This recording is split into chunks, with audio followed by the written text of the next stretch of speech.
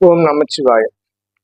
நாம் இந்த பதிவுல சொல்ல போற விஷயம், ஒரு சிலர் இந்த ஜாதக கட்டங்கள்ல உள்ள கிரகங்களை அந்த லக்னத்துக்கு தவறான ஒரு இதுல இருக்கிறத வச்சு புரிஞ்சுக்கிட்டு அவங்க எடுக்கக்கூடிய ஒரு கணிதங்கள் அப்படிங்கிறது, ஜாதக கணிப்புங்கிறது தவறானதா இருக்கு.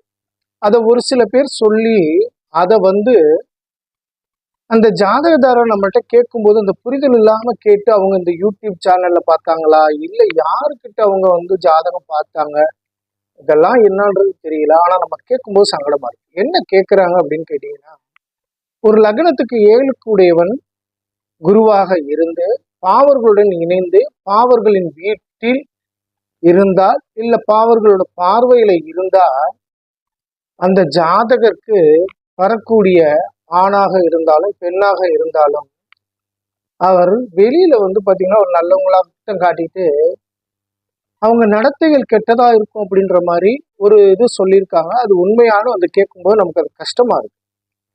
பொதுவான ஒரு விதியவோ பொதுவான ஒரு கருத்தையோ பார்த்தீங்கன்னா ஜோதிடத்தில் நம்ம எடுத்துக்க கூடாது. 7 குருவாக இருந்து அப்படின்னு சொன்னாக்கா மிதுன லக்னத்துக்கும் அதே நேரத்துல பாத்தீங்கன்னாக்கா கன்னி லக்னத்துக்கும் தான் 7 குருவா வருவார். அவர் 7 ஒரு பாவர் வீட்டுல போயிருக்காருன்னா, இப்போ மிதுன லக்னத்துக்கு 7 கன்னியில அதாவது 7 குருவாகப்பட்டவர் சனி பகவான் வீட்டுல போய் இருக்கும்போது பாத்தீங்கன்னாக்கா அவர் நீசம் பெறுறாரு. அந்த நீசம் பெற்ற குரு பகவான் அவருக்கு வீடு கொடுத்த சனி பகவான் அவர் துலாத்துல உச்சமாகிறாருன்னு வச்சுக்கோங்களேன். அது கெடுபலன் கிடையாது. அதே நீசம் பெற்ற குரு பகவானே இருக்கட்டும், 7 போய் நீசம் பெறாரு, 7 பாவர் வீட்டுல இருக்காரு அப்படின்னாக்கா அவங்க ஒரு கெட்ட நடத்தை உள்ளவங்க அப்படின்னு நம்ம யூகிக்க கூடாது. அந்த 7 குரு பகவான் 8ஆம் இடத்துல நீசம் பெற்று இருந்தாலும் வக்ரமா இருக்காருன்னு வச்சுக்கோங்களேன்.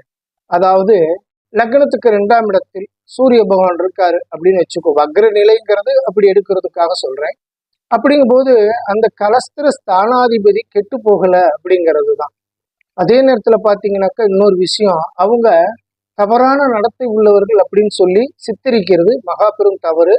இது நீங்க எந்த நூல்ல படிச்சிருந்தாலும் சரி, இல்லை எந்த ஜோதிடர் சொல்லியிருந்தாலும் சரி, இல்லை எந்த இணையதளம் வழியாக நீங்க அதை கேட்டிருந்தாலும் அந்த மாதிரி ஒரு தவறான புரிதலுடன் உங்களோட இல்வாழ்க்கையில உள்ள உங்களோட உறவுகளை உங்களுக்கு, அதாவது கலஸ்திரத்துக்குரிய கணவனாக இருந்தால் மனைவியும், மனைவியா இருந்த கணவன் மீதும் தேவையற்ற ஒரு நம்பிக்கை இல்லாத நிலையை ஏற்படுத்தி சச்சரவுகளை ஏற்படுத்திக்க வேண்டாம் அப்படிங்கிறத இந்த பதிவுல சொல்றது. ஏன்னா குரு பகவானோட நிலையும் அதற்கு வீடு கொடுத்தவருடைய நிலையும் நம்ம ஆய்வு செய்து அதன் பிறகு பலன் எடுக்கிறது தான் துல்லிய பலனாக இருக்கும். ஓம் நமச்சிவாய. வாழ்க வளமுடன்.